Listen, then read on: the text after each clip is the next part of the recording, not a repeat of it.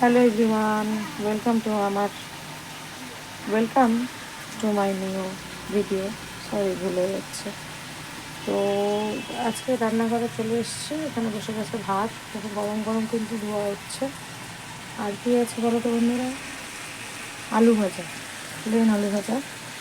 আলু ভাজা করছি, ডাল আছে দুপুরের, আর আছে একটা নিরামিষ ঘাট তরকারি। যদি দুপুরের রান্নার ভিডিওটা তোমাদের আজকে দিইনি, সারাদিন মোটামুটি দৌড়াদৌড়ির মধ্যে ছিলাম।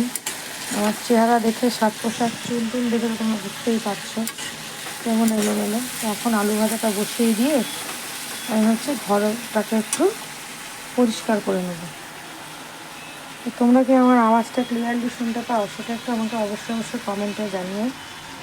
তো তোমরা রাতে কে কী রান্না বান্না করছো একটু কমেন্ট করো আমার ভিডিওতে বন্ধুরা। আর একটা জিনিস দেখো, এই ছোট্ট কড়াইটা, এরকম ছোট্ট ছোট্ট কড়াই কার বাড়িতে আছে? এই লোহার কড়াইতে কিন্তু খাওয়া দাওয়া করা ভীষণ ভালো, হেলদি। তো আমি যেদিন মনে করো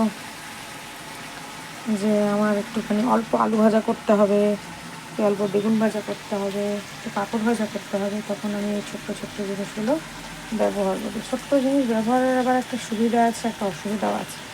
ছোট্ট জিনিসগুলো ব্যবহার করলে অনেক সময় কী হয়, দাঁড়িয়ে থাকতে হয়, নাড়াচাড়া করতে অসুবিধা।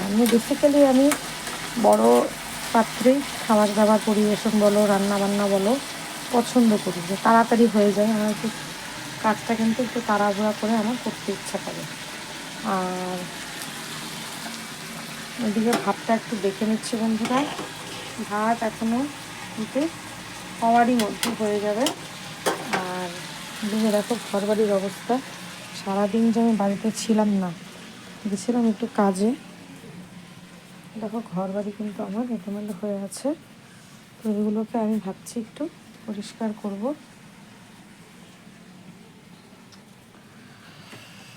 পরিষ্কার করে নিই এক হাত দিয়ে যতটুকু পারি। কী করবো, ক্যামেরা ধরার লোক নেই।